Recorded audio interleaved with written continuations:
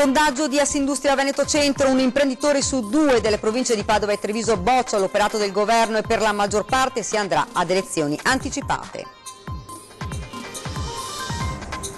Hanno rapinato borse e telefono a dei turisti seduti in spiaggia a Jesolo, inseguiti li hanno minacciati e denunciati dai carabinieri tre ventenni trevigiani già pregiudicati. A Premaor di Miane un'area vincolata è stata disboscata per far posto ad un vigneto, immediata la reazione dei residenti che hanno organizzato per domani una protesta. La visita per l'idoneità sportiva può salvare la vita a 18 i giovani atleti a cui i medici dello sport dell'ULS 2 hanno diagnosticato nel 2017 patologie a rischio di morte improvvisa. Allo dico ad Antenna la segnalazione di una telespettatrice per un ritardo nella consegna della posta che le avrebbe fatto perdere un appuntamento importante se non le fosse arrivato un SMS sul cellulare. Calcio, il sogno del Treviso continua, presentata la nuova divisa con i colori della città, le prime due maglie in dono al sindaco Conte e allo sceriffo Gentilini. Dai Village People a Max Gazzè per i suoni di Marca, il festival sulle mura che termina domenica, il primo bilancio è positivo, pubblico aumentato del 30%. Buonasera e ben ritrovati dalla redazione di Treviso. In primo piano quindi l'economia con i risultati del sondaggio sull'Italia nel quadro globale e le azioni per la competitività condotto da Assindustria Veneto Centro in collaborazione con Fondazione Nord-Est su un campione di 530 imprenditori delle province di Padova e Treviso. E quello che emerge è una profonda sfiducia nei confronti dell'operato del governo. Sentiamo. Un imprenditore su due delle province di Treviso e Padova boccia il governo giallo-verde, è quanto emerge da un sondaggio di Assindustria Veneto Centro che ha interpellato 530 industriali. Le risposte fornite fotografano lo stato di insofferenza del tessuto economico nei confronti delle politiche dell'esecutivo. Il 31,4% degli imprenditori di Padova e Treviso ha dato un giudizio negativo sull'operato del governo, il 14,6% ne ha dato uno molto negativo. I voti positivi sono stati il 12,9% e i molto positivi appena lo 0,8%. Per il 40,2% invece il giudizio è appena sufficiente. A pesare sulla pagella fatta dagli imprenditori le continue discussioni sui temi importanti per il Paese e soprattutto per questo territorio, autonomia in primis e poi il tira e molla sulla TAV e sulla flat tax. Agli imprenditori è stato chiesto anche di fare una previsione sul futuro dell'esecutivo, per la maggior parte prevarrà l'interesse a proseguire, ma quasi 3 industriali su 10 pensano che le distanze tra Lega e 5 Stelle sui contenuti della prossima legge di bilancio porterà alla rottura del contratto. Dopo un anno perso per la crescita e ingenti risorse orientate più all'assistenza che allo sviluppo, non perdiamo l'occasione della prossima legge di bilancio, dichiara Maria Cristina Piovesana, presidente di Assindustria Veneto Centro. Ora bisogna andare al punto vero per la ripresa e concentrare ogni spazio disponibile di spesa. Se l'esecutivo punterà su questo, se avrà la forza e la volontà politica di ribaltare la scelta di aumentare la spesa corrente e di tagliare gli investimenti pubblici, continua la Piovesana, e non ingaggerà la solita gara demagogica, gli imprenditori sapranno come sempre trainare nuovamente il Paese fuori dalle secche.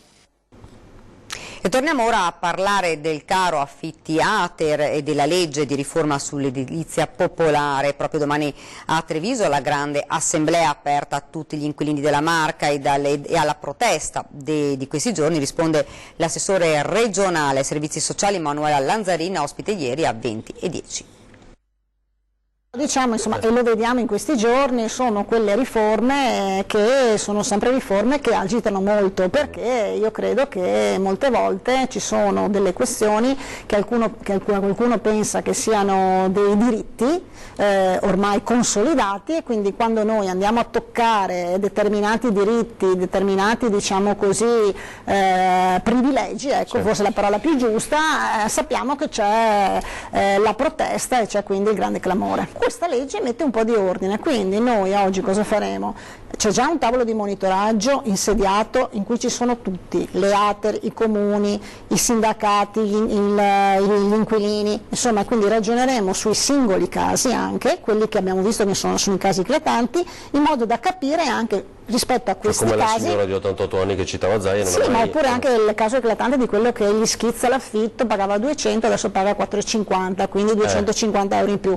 Come mai? Com'è composto il tuo ISE? Tu rientri, hai avuto, insomma, capiamo, vediamo, poi vediamo insomma che correttivi riusciamo a fare. Senta, giovedì alle 17:30 hanno organizzato un'assemblea a Treviso, hanno invitato lei, hanno invitato il governatore Zaia, ci va? No, io glielo chiedo, immagino. Mi hanno invitato, non so se è arrivato qualcosa ufficiale oppure mi hanno invitato a mezzo stampa. Beh, a mezzo stampa sicuramente, almeno l'ho detto Barbiero, poi le faccio vedere che è tardi, dobbiamo chiudere, piuttosto le faccio un no, ma io sono in contatto, so che il sindaco Conte ha partecipato, ci siamo visti anche domenica, io e lui siamo in contatto e lui sta raccogliendo, come lo stanno raccogliendo altri sindaci, dei casi, i casi li porremo anche al tavolo poi provinciale monitoraggio, perché è giusto che i casi più eclatanti o comunque i casi che gridano allo scandalo vengano analizzati.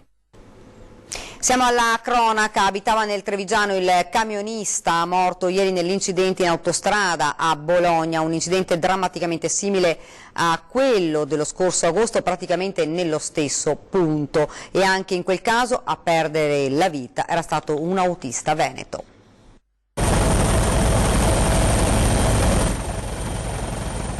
Residente a Oderzo, l'autotrasportatore che ieri ha perso la vita lungo l'autostrada A14 all'altezza del raccordo tra la Bologna-Taranto e la Milano-Napoli, poche decine di metri di distanza dal luogo in cui lo scorso anno si era verificata la spaventosa esplosione dell'autocisterna condotta da un altro veneto, un camionista in quel caso di Agugliaro nel Vicentino.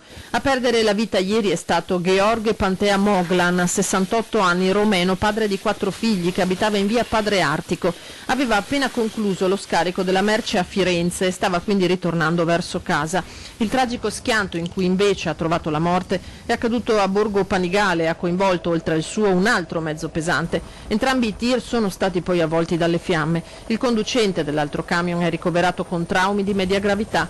All'origine del sinistro il tamponamento da parte del mezzo condotto dal romeno di una bisarca carica d'auto, favorito con tutta probabilità dagli incolonnamenti seguiti a un incidente precedente.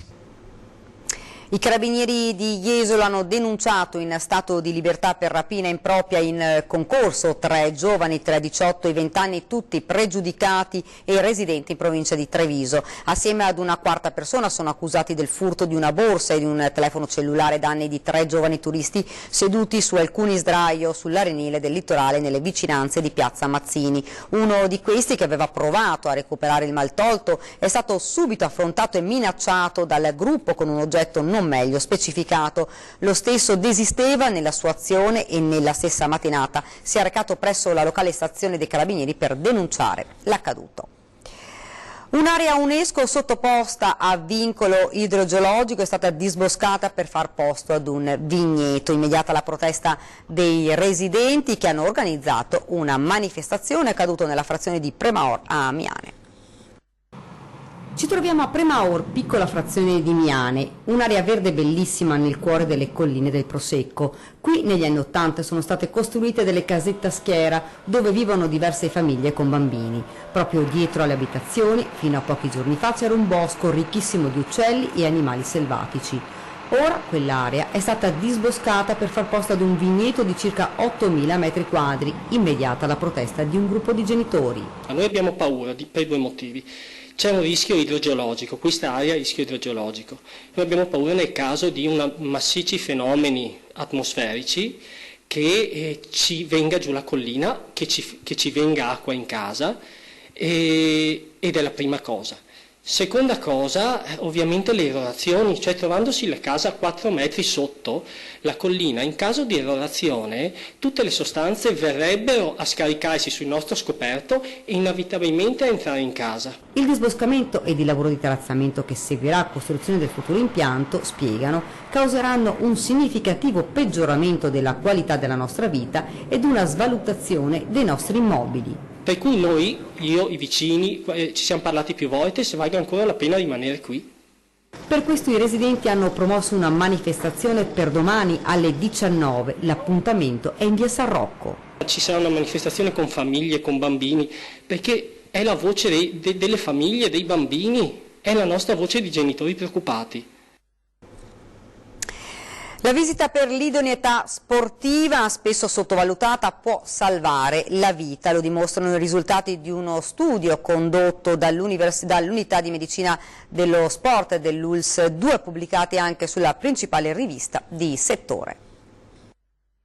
Su 6.000 aspiranti atleti visitati nel 2017 dall'unità di medicina dello sport dell'ULSS 2 di Treviso per il rilascio dell'idoneità agonistica, sono stati ben 18 le diagnosi di patologie cardiovascolari a rischio di morte improvvisa, numeri che sono stati di recente pubblicati anche su una rivista britannica, la principale del settore, ma che la dicono lunga sull'importanza della prevenzione e della diagnosi precoce. Altri 70 sono stati i casi riscontrati di patologie cardiovascolari di minore gravità. La prevalenza è più o meno sempre la stessa, quella che è cambiata è la conoscenza della patologia, cioè patologie, purtroppo il caso di Pier Mario Morosini ha aperto i riflettori su una patologia che conoscevamo molto poco nel 2010-2011 e questo ha permesso di migliorare la competenza di chi fa il nostro mestiere, e quello che noi abbiamo osservato è che le patologie sono sempre più o meno le stesse, ma bisogna imparare a diagnosticarle nel modo miglior possibile con il minor costo.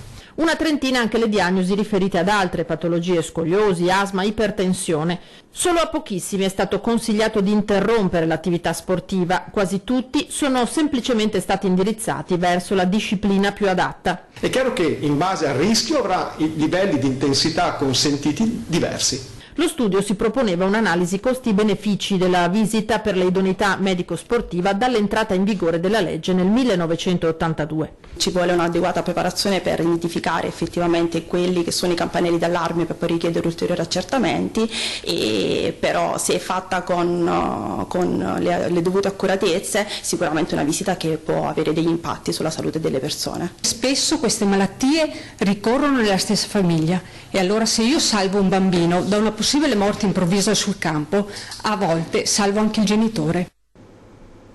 Ieri vi abbiamo raccontato della segnalazione della figlia di una signora anziana in sedia a rotelle, rimasta bloccata per oltre 2 ore al terzo piano di Borgo Cavalli perché l'ascensore si era guastato. A risolvere la situazione l'intervento dei vigili del fuoco. Oggi dalla direzione generale è arrivata la notizia, l'ascensore è stato riparato in tempi record, da stamani è nuovamente operativo. Le previsioni iniziali erano di 2-3 giorni per poter procedere alla sostituzione di alcuni componenti che invece sono arrivati e sono stati sostituiti nelle prime ore di oggi, permettendo la ripresa della funzionalità dell'ascensore. Lo dico ad Antenna 3, arriva la segnalazione da parte di una telespettatrice per un ritardo nella consegna della posta che le avrebbe fatto perdere un appuntamento importante se non le fosse arrivato sul cellulare un messaggio di preavviso. Sentiamo. La storia è tutta da raccontare, la signora Silviana Martin di Strana ce la spiega ai nostri microfoni. Contattata dal call center dell'INPS con un SMS, l'avvisano che si deve presentare con il marito per la richiesta della domanda di accompagnamento il giorno 17 luglio. Alcuni giorni dopo, e precisamente il 20, a casa bussa il postino con 2 lettere dell'istituto previdenziale. Il primo pensiero della Silviana è stato il tempismo degli uffici pubblici nel rispondere alla sua domanda. Ma il bello deve ancora arrivare e infatti nell'aprire i plichi si accorge che le 2 lettere contengono la stessa richiesta, ovvero quella di presentarsi il 17 alla visita medica. Un ritardo di 3 giorni che l'avrebbe fatta perdere l'appuntamento se non avesse ricevuto in anticipo il messaggino via cellulare. E allora alla Silviana è sorto un dubbio e la domanda resta più che lecita. Ma io ho il telefonino, sono andata. E se trovano altre persone che non hanno il telefonino, cosa succede? Richiesta legittima, in particolare per quelle persone, soprattutto gli anziani, che non sempre hanno un cellulare e di solito ricevono telefonate a casa oppure missive da parte del portalettere. Tanto è vero che io ho chiamato subito la direttrice delle poste qui di Strana e lei mi ha detto: signora, lei ha ragione, ma purtroppo adesso non è più il nostro compito, dipende tutto da Treviso. E io dico: va bene, io me la cavo. Ma dobbiamo pensare che siamo tanti anziani e certi anziani non sanno usare l'internet. Un racconto che invita a riflettere dunque. La prima, ed è giusto ricordarlo, il buon esempio della Silviana che non si è limitata a risolvere il suo problema, ma è andata in fondo alla storia pensando anche alle altre persone in difficoltà. L'altro, ed è quella nota alla stragrande maggioranza di noi, e riguardano i soliti ritardi burocratici che rischiano di far perdere appuntamenti molto importanti. Lo dico d'antenna, lo spazio dedicato a voi, segnalateci disagi, noi interveremo, lo potete fare via SMS o via WhatsApp al 351 1755 340 oppure via mail a redazione @antenna3.it oppure con il telefono o lasciando un messaggio alla segreteria telefonica allo 0422 02 38 98. Ed ora siamo al calcio, il sogno del Treviso continua, presentata la nuova divisa con i colori della città, le prime 2 maglie in dono al sindaco Conte e allo sceriffo Gentilini.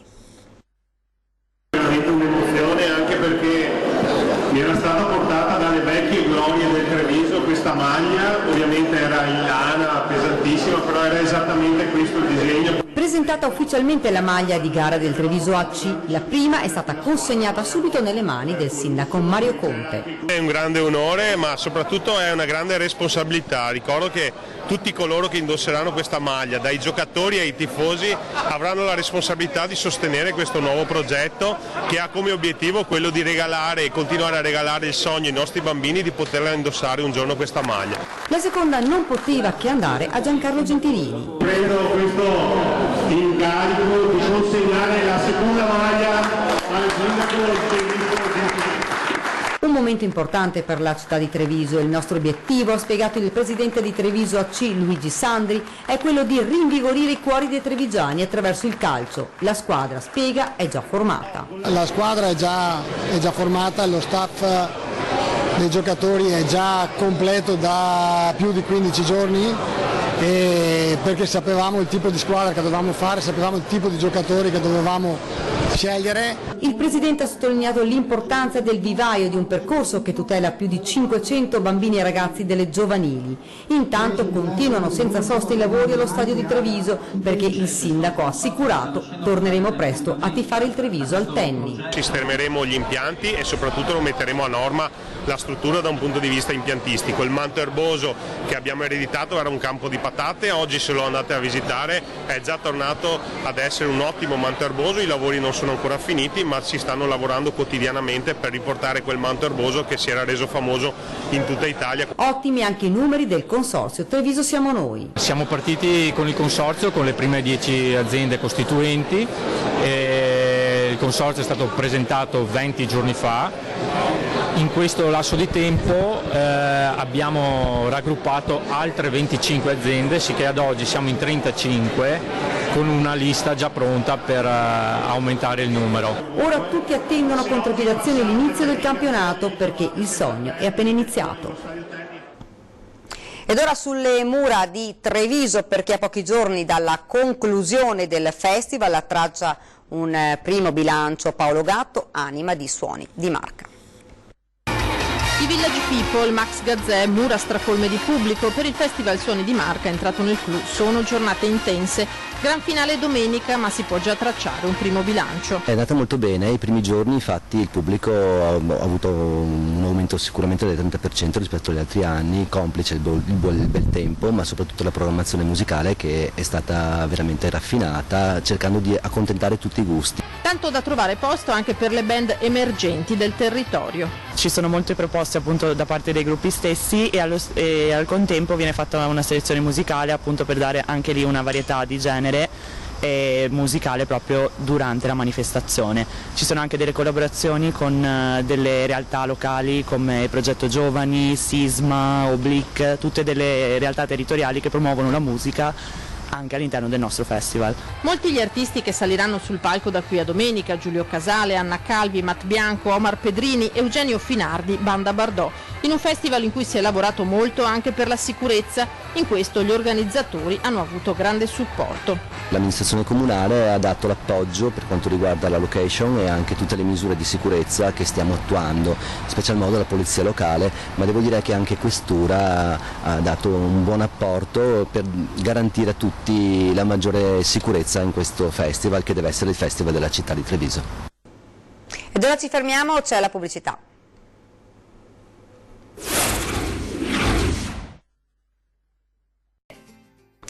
Rieccoci nuovamente in studio. A Treviso trovano protezione i meravigliosi ricci e gli animali selvatici trovatelli in difficoltà. Per loro sono assicurate cure e una successiva libertà.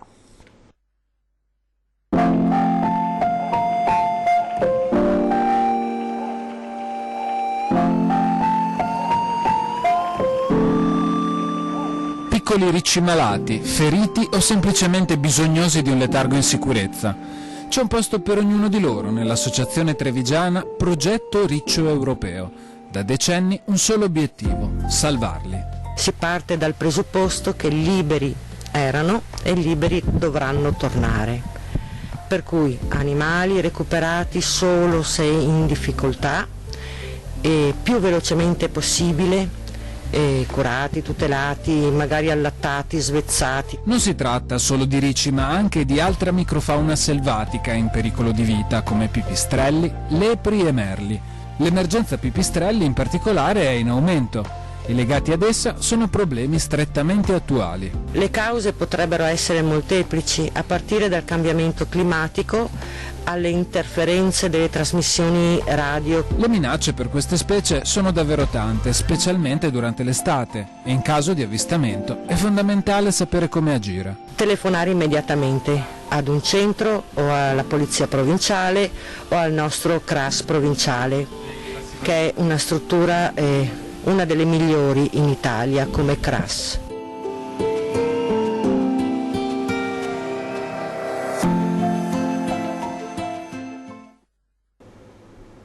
Ed ora la pagina di Belluno.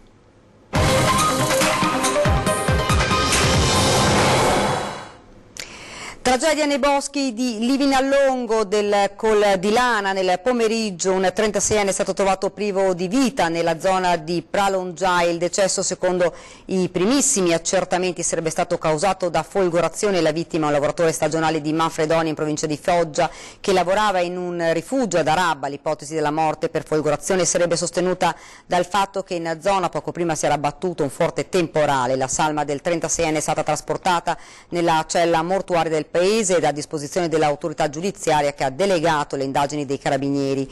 Quasi un anno fa, il 2 agosto, medesime circostanza, stessa zona, morì colpito da un fulmine un esperto cacciatore e uomo di montagna. Colpo di scena nella partita sul futuro della schiarea Nevegal. Gli operatori gettano la spugna, meglio l'eutanasia che rantolare come abbiamo fatto in questi anni. Scrivono in una nota: visti i tempi stretti che non consentono più di formare società strutturate, proseguono gli operatori del Colle, avevamo chiesto al Comune di riprendersi la proprietà degli impianti rendendoci disponibili alla gestione e mettendo sul piatto un nostro contributo di 100.000 euro. La proposta, come si sa, non è stata accolta. Gli operatori, stigmatizzando l'accaduto, si aspetta un benefattore che regali 1 milione di euro per attuare un piano minimale e, a nostro avviso, inutile. La decisione è netta: chiudere subito perché la pazienza è finita. Senza servizi e con la prospettiva di una pietra tombale sulla stagione invernale dal Colle Bellunese, l'appello dei villeggianti: la politica si faccia carico del futuro di questo luogo meraviglioso. E noi ci stiamo mettendo del nostro per accogliere i turisti che arrivano nel miglior modo possibile. Cioè, stiamo investendo lo stesso nonostante questo problema di possibilità di chiusura. Aggrappati con le unghie e con i denti dalla prospettiva di un futuro per ora ancora a tinte fosche, gli operatori del Nevegal non mollano la presa. Non abbiamo mai esagerato quando vi abbiamo descritto il Nevegal come porta naturale delle Dolomiti, patrimonio dell'umanità. Ma i problemi di questo luogo incantevole sono tanti. Un esempio su tutti: la pulizia dei sentieri ancora invasi dai tronchi abbattuti da vaia. Squadre che vengono a pulire, a parte quelle che tirano via gli alberi, una ditta austriaca che stanno lavorando, però i sentieri sarebbe compito del comune o della comunità montana. Il Nevegal langue soprattutto dal punto di vista della carenza dei servizi. La gente che frequenta il colle si lamenta. Il Nevegal però, anche io ormai è 15 anni che sono qua, però da 15 anni a questa parte è andato sempre in discesa. Non c'è più, c'è una piccola generi alimentari, che non c'è quasi mai niente, le cose sono un po' passate. C'è una pizzeria e un bar. Vengono dal trevigiano, del veneziano, del padovano i villeggianti che incontriamo. Tutti hanno acquistato casa qui a partire dagli anni '80, da lì il boom delle universiadi e poi più nulla, a partire proprio dalle piccole cose, come l'installazione di panchine. Ho chiesto al comune di Cesso, vedremo, se vediamo ancora non si è visto niente. Non c'è divertimento per i ragazzi, nessuno investe, penso che anche politicamente ci siano delle responsabilità. Che cosa ci vorrebbe secondo lei per rilanciare questo colle? Di tutto, perché l'hanno lasciato proprio andare, ed era molto bello una volta, molto. E se viene abbandonati non c'è forza che possa tenere, dipende solo che dalla politica. Meno interessi loro e più quelli dei cittadini. Saranno Zoppeppi e Vedicadore a dedicare da domenica prossima una grande mostra diffusa dedicata al pittore Masi Simonetti, così il Cadore vuole celebrare il suo pittore profeta delle Dolomiti UNESCO.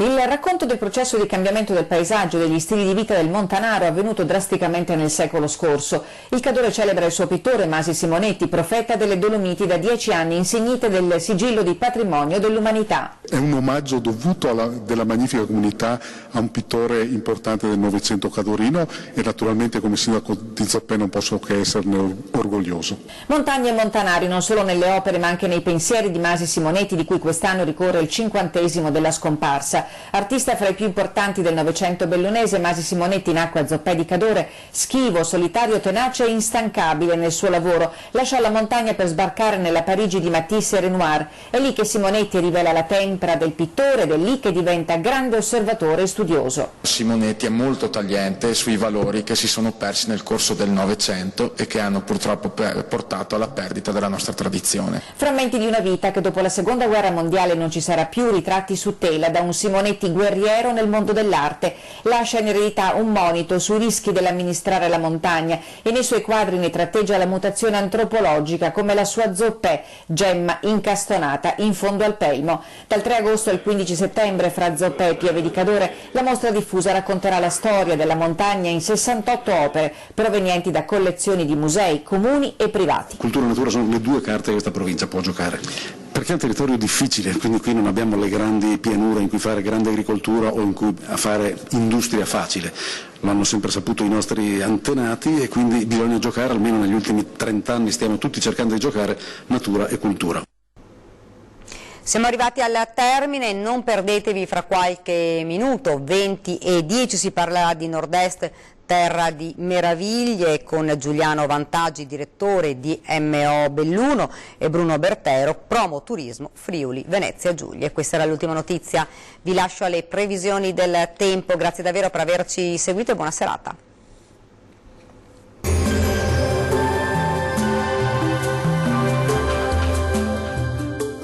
Vacilfrutta, Adriatica, la Valle dei Sapori, Acqua Marina, l'arte del buon gusto. A Vacil di Breda, Treviso.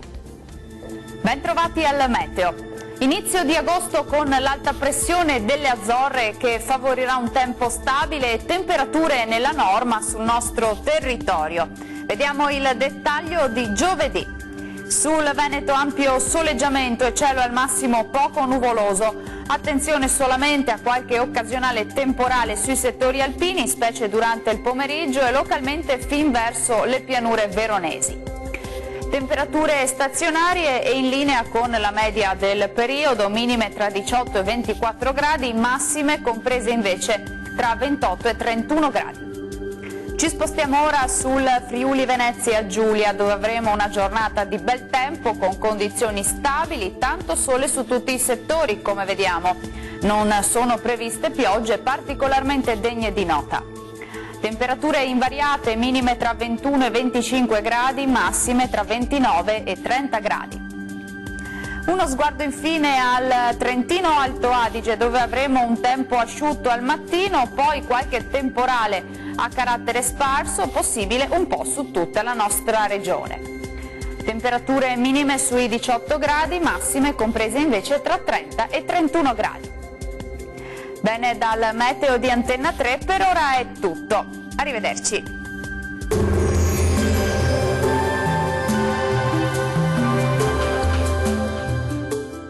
Vacilfrutta, Adriatica, la Valle dei Sapori, Acqua Marina, l'arte del buon gusto. A Bacil di Breda, Treviso.